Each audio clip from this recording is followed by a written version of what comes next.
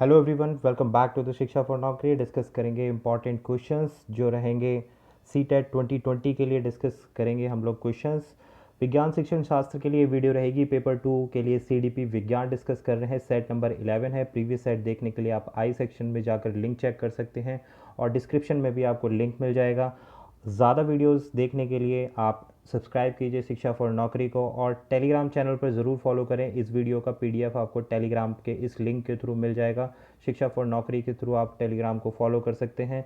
तो स्टार्ट करते हैं आज का वीडियो और देखते हैं question number 1 for pedagogy of विज्ञान शिक्षण शास्त्र जिसको हम बोलते हैं, उसके बारे में हम क्वेश्चन लेते हैं। क्वेश्चन नंबर फर्स्ट आपका बोलता है which of the following statement is correct about science. निम्नलिखित में से कौन सा कथन विज्ञान के बारे में सही नहीं है, आपको ये बताना है। ऑप्शंस देखते हैं। पहला ऑप्शन है हमारे पास, विज्ञान शिक्षा का उद्देश्य छात्रों को वैज्ञानिक दृष्टिकोण विकसित करना ताकि बाद में जीवन में वे समाज व तर्क संगत निर्णय लेने में मदद कर सके। समाज की आवश्यकता न हमेशा विज्ञान न विकास में बहुत महत्वपूर्ण भूमिका निभाई है। हालांकि वैज्ञानिक खोजों और विकास के बारे में जानकारी होना आवश्यक नहीं है। विज्ञान उस समाज की आवश्यकता और रुचि पर प्रतिक्रिया करता है जिसे वह अभ्यास के द्वारा विकसित करता है। बताए भाई क्या होगा करेक्ट आंसर। जो बोलेगा कि ये सही नहीं है, अबाउट साइंस के बारे में आपको बताना जो सही नहीं है इन चारों ऑप्शंस में से। तो देखिए जो करेक्ट आंसर है, जो भी लोग सही आंसर दे रहे हैं वो ऑप्शन नंबर सी रहेगा। जिन्होंने भी सही आंसर दिया है तो सी ऑप्शन इसका सही है। हालांकि वैज्ञानिक खोजों और विकास के बारे में जानकारी होना आवश्यक नहीं है। भाई ऐसा बिल्कुल नहीं है। वैज्ञानिक खोजों के बारे में यानी कि डिस्कवरी ऑफ साइंस के बारे में जानकारी होना आवश्यक नहीं है। भाई ये तो हमें विज्ञान में बिल्कुल ही गलत है और यही पूछा गया है जो करेक्ट नहीं है। देखिए विज्ञान के बारे में आपको जानकारी नहीं होगी, डिस्कवरीज के बारे में आपको पता नहीं होगा, तो आप किस प्रकार से विज्ञान को पढ़ पाएंगे और किस प्रकार से विज्ञान की टेक्निक्स को समझ पाएंगे। तो ये बिल्कुल सही ऑप्शन नहीं है, इसलिए हमने सी को चूज़ किया है। सी करेक्ट आंसर है। क्वेश्चन 2 की ओर बढ़ते हैं। According to NCF 2005 the environment of the science classroom which is. NCF 2005 के अनुसार विज्ञान कक्षा का वातावरण जो है डैश ए रचनात्मक सीखने के लिए प्रभाव जहां शिक्षार्थी प्रयोगात्मक कार्य में लगे हों, सभी शिक्षण रणनीतियों की व्यवस्था, सिद्धांतों, कानूनों और प्रिंसिपल की खोज के साधन के रूप में अवधारणा को वितरित करने के लिए कक्षा में व्याख्यान देने के लिए भाषा को सरल बनाएं। बताइए भाई एनसीएफ 2005 के अकॉर्डिंग अनुसार विज्ञान कक्षा का वातावरण किस तरीके का होना चाहिए ये आपको बताना है। तो देखिए जो करेक्ट आंसर है that is option number A, रचनात्मकता सीखने के लिए प्रवाहक जहाँ शिक्षार्थी प्रयोगात्मक कार्य में लगे हुए हों। देखिए कंडक्टिव फॉर कंस्ट्रक्टिव लर्निंग, हमें क्या करना है, रचनात्मक का मतलब होता है कंस्ट्रक्टिव, यानी कि कंस्ट्रक्टिविज्म को फॉलो करना है। इससे क्या होता है भाई, जो लर्नर्स होते हैं वो एंगेज्ड होते हैं एक्सपेरिमेंट में। और constructivism learning is a process, एक ऐसा माध्यम है जिससे जो बच्चे हैं अपनी नॉलेज को बिल्ड करते हैं और वो क्या करते हैं अपनी जो क्रिएटिव आइडियाज़ हैं उसको कनेक्ट करते हैं अपनी एग्जिस्टिंग और एक्सपीरियंस के थ्रू। जो पुराना एक्सपीरियंस है उसके साथ अपना नया ज्ञान को जोड़ के नए आइडियाज़ को डिस्कवर करते हैं कंस्ट्रक्टिविज्म में। तो ये क्रिएटिव चीज़ हो गई है जिसमें प्रयोगात्मक कार्य भी इन्वॉल्व होते हैं। तो इसलिए ऑप्शन नंबर ए के साथ हम जाएंगे, ए करेक्ट है। क्वेश्चन नंबर 3 के साथ को डिस्कस करते हैं हम।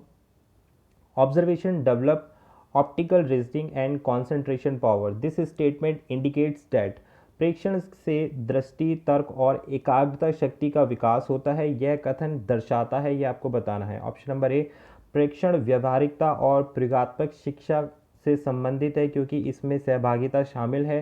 प्रेक्षण विचार करने और सोचने की शुरुआत करता है तथा तार्किक और विचारशील उत्तर प्रदान करता है। ऑप्शन नंबर सी, प्रेक्षण स्थायी ज्ञान प्राप्त करने में योगदान है। ऑप्शन डी, आत्मनिर्भर आत्मविश्वास की विधि है जो एकाग्रता और ध्यान में सहायक है। ऑब्जर्वेशन के बारे में बताना है भाई, ऑब्जर्वेशन क्या डेवलप करता है, किस तरह से ऑप्टिकल रीजनिंग और कंसंट्रेशन पावर, इस स्टेटमेंट से आप क्या समझते हैं ये आपको बताना है।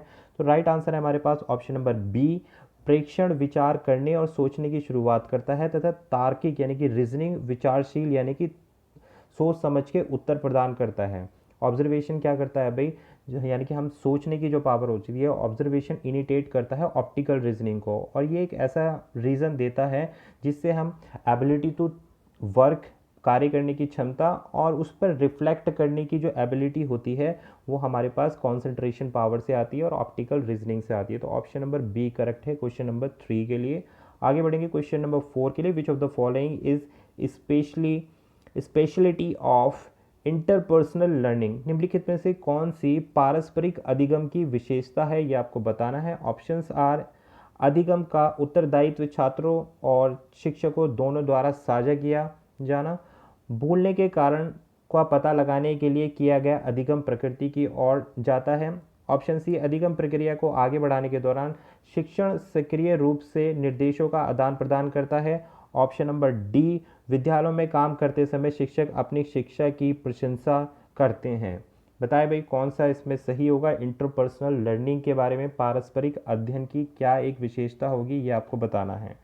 बताइए भाई क्या करेक्ट आंसर होगा, फटाफट से आप लोग आंसर कीजिए। तो देखिए इसमें जो होता है, responsibility of learning is shared by both student and learners और टीचर्स। तो ऑप्शन नंबर ए हमारे पास सही होगा। अधिगम का उत्तरदायित्व छात्रों और शिक्षकों द्वारा साझा किया जाता है, यानी कि जो लर्निंग का जो रिस्पॉन्सिबिलिटी होती है वो स्टूडेंट्स और जो टीचर्स होते हैं दोनों के द्वारा शेयर किया जाता है। ये इंटरपर्सनल लर्निंग कहलाता है। इंटरपर्सनल मतलब एक दूसरे से साझा करना, दो व्यक्तियों के बीच में होने वाला। अब दो व्यक्ति कौन है, एक टीचर है जो गिवर है और छात्र जो है स्टूडेंट है जो टेकर है, जो लेगा और टीचर उसको प्रदान करेगा। तो ऑप्शन नंबर ए क्वेश्चन नंबर 4 के लिए बिल्कुल करेक्ट है। आगे बढ़ते हैं भाई क्वेश्चन नंबर 5 के साथ। The approach of teaching is use to cover a topic in more than a single class, शिक्षण के दृष्टिकोण का उपयोग किसी विषय की एक कक्षा में पूरा करने के लिए नहीं किया जाता है। ठीक है भाई, ध्यान देना है यहाँ पर कि जो अप्रोच ऑफ टीचिंग, ऐसी अप्रोच हमें बतानी है जो एक टॉपिक को एक सिंगल क्लास में कवर ना करे। उस अप्रोच को हम क्या बोलते हैं, ये हमें बताना है। ऑप्शन नंबर ए सर्पिल दृष्टिकोण, स्पायरल। ऑप्शन नंबर बी सामयिक दृष्टिकोण, जिसको हम बोलते हैं टॉपिकल अप्रोच। सी होता है संकेंद्रित अप्रोच और डी एकीकृत यानी कि इंटीग्रेटेड अप्रोच। बताइए कौन सी टेक्निक्स इसमें इन्वॉल्व की जाती है। तो देखिए जो राइट आंसर है that is option number B, इसको हम बोलते हैं टॉपिकल अप्रोच इसको हम बोलते हैं। इसमें क्या होता है कि एक से ज़्यादा क्लास हम लेते हैं। क्लियर है भाई। सामयिक दृष्टिकोण क्या होता है, इसमें हम एक से ज़्यादा क्लास में हम एक टॉपिक को फिनिश करते हैं।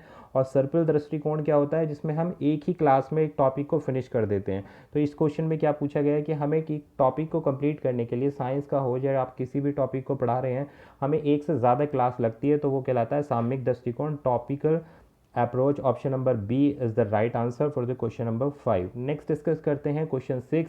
इन the text book of science study a section has been included in different chapter, which is the purpose. क्या इसका पर्पस है। विज्ञान विषय की पाठ्य पुस्तकों के विभिन्न अध्यायों में एक खंड शामिल किया गया है, इसका उद्देश्य क्या है, आपको ये बताना है। ऑप्शन आर, घर में शिक्षार्थियों को व्यस्त रखना इसके उद्देश्य है।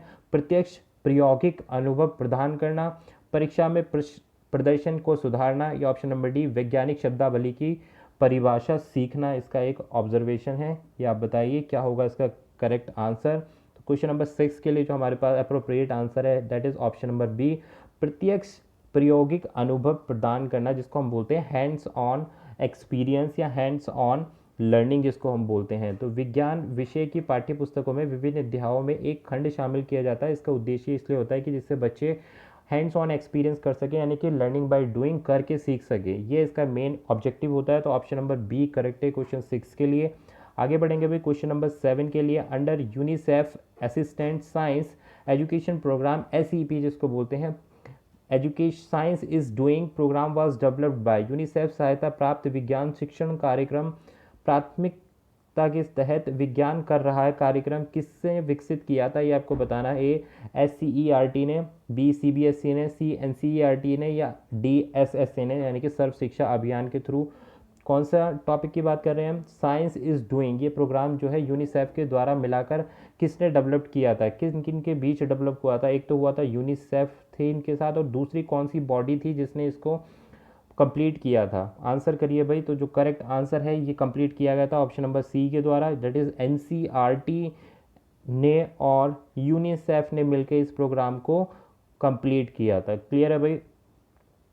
नेक्स्ट आगे बढ़ेंगे क्वेश्चन नंबर 8 की ऑफ। A piece of glass sink in water but it floats in mercury because. कांच का एक टुकड़ा पानी में डूबता है लेकिन पारे में तैरता है, इसका क्या रीज़न है ये आपको बताना है।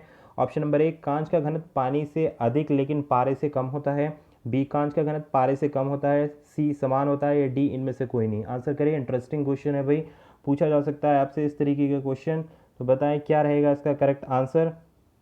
तो देखिए करेक्ट आंसर है हमारे पास ऑप्शन नंबर ए। कांच का जो घनत्व होता है यानी कि डेंसिटी ऑफ ग्लास होता है वो पानी से तो अधिक होता है, बट डेंसिटी अगर ज़्यादा है वाटर की डेंसिटी तो क्या होगा, कांच जो है डूब जाएगा, सिंक कर जाएगा। लेकिन पारे से कम होता है, अगर हम इसी कांच को मरकरी में डालेंगे तो ये पारे से कम होता है भाई, तो ये इसलिए इसमें फ्लोट कर जाता है, सिंक नहीं करता है। तो ये इसका रीज़न है, क्योंकि जो मरकरी है उसकी डेंसिटी ज़्यादा है, जो इसकी डेंसिटी ज़्यादा होगी वो क्या हो जाएगा, सिंक कर जाएगा। क्लियर है भाई। आगे बढ़ेंगे भाई नेक्स्ट क्वेश्चन की और, ऑप्शन क्वेश्चन नंबर 9 की और। The topic nature of light in class 7th can be taught effectively by. कक्षा 7 में विज्ञान प्रकाश की प्रकृति प्रभावी रूप से किस तरह पढ़ा जा सकता है, ये हमें बताना है। ऑप्शन ए, कक्षा में छात्रों को नोट कराना, छात्रों को एक असाइनमेंट लिखने के लिए कहें, छात्रों द्वारा किए जाने वाली गतिविधियों पर हाथ का उपयोग करना, या ऑप्शन नंबर डी, विषय से संबंधित विस्तृत विवरण। बताइए नेचर ऑफ लाइट के बारे में हमें पढ़ाना है, तो किस तरीके से इफेक्टिवली पढ़ा सकते हैं। तो राइट विकल्प आपको चूज करना है। तो राइट ऑप्शन है हमारे पास ऑप्शन नंबर सी, छात्रों द्वारा किए जाने वाली गतिविधियों पर हाथ का उपयोग करना। फिर से उसी तरीके हम बात कर रहे हैं लर्निंग बाय डूइंग या हैंड्स ऑन एक्सपेरिमेंट को हम साइंस में बहुत ज़्यादा बल देते हैं। नेचर ऑफ लाइट, प्रकाश की क्या प्रकृति होती है, उसको अगर हम किसी प्रैक्टिकल के थ्रू बच्चों को समझाएंगे तो वो बहुत अच्छी तरीके से इफेक्टिवली समझ सकता है। तो ऑप्शन सी इसका करेक्ट आंसर हुआ। क्वेश्चन नंबर 10 को डिस्कस करेंगे। Which of the following method is not encouraged while teaching children with special need. निम्न में से किस पद्धति को विशेष आवश्यकता वाले बच्चों को पढ़ाते समय प्रोत्साहित नहीं किया जाता है, बताएं। Option number A, chalk talk test, B, समस्या समाधान असाइनमेंट, सी, व्यक्तिगत निर्देश, या डी, स्मॉल ग्रुप वर्क्स। बताइए भाई कौन सी ऐसी विधि है जो स्पेशल नीड्स जो चाइल्ड होते हैं उनको पढ़ाने में यूज़ नहीं की जाती है। तो राइट आंसर है हमारे पास ऑप्शन नंबर ए, चॉक और टॉक टेस्ट। भाई बोर्ड पर आप चॉक का इस्तेमाल कर रहे हैं, लिख कर पढ़ा रहे हैं बच्चों को चॉक विधि से, और उनसे वार्तालाप कर रहे हैं। तो इस विधि से जो स्पेशल नीड वाले बच्चे हैं उनको नहीं पढ़ाया जा सकता, उनको पढ़ाने में एनकरेजमेंट नहीं मिलता है, क्योंकि वो कनेक्टेड फील नहीं करते हैं। आपको या तो समस्या समाधान विधि, प्रॉब्लम सॉल्विंग मेथड का यूज़ करना है, या पर्सनल उनको इंस्ट्रक्शन देने हैं, गाइडेंस देनी है, क्योंकि उन्हें एक विशेष आवश्यकता की ज़रूरत होती है जो आप चॉक टॉस या बोर्ड मेथड के थ्रू आप उनको नॉर्मल चाइल्ड की तरह आप उनको नहीं डील कर सकते। इसलिए हम ऑप्शन ए के साथ जा रहे हैं क्वेश्चन नंबर 10 के लिए। ए बिल्कुल करेक्ट आंसर है। तो ये थे हमारे आज के वीडियो के इंपॉर्टेंट क्वेश्चन। आई होप आपको पसंद आए होंगे। पैडागोजी साइंस के लिए पसंद आए तो लाइक शेयर सब्सक्राइब ज़रूर करें।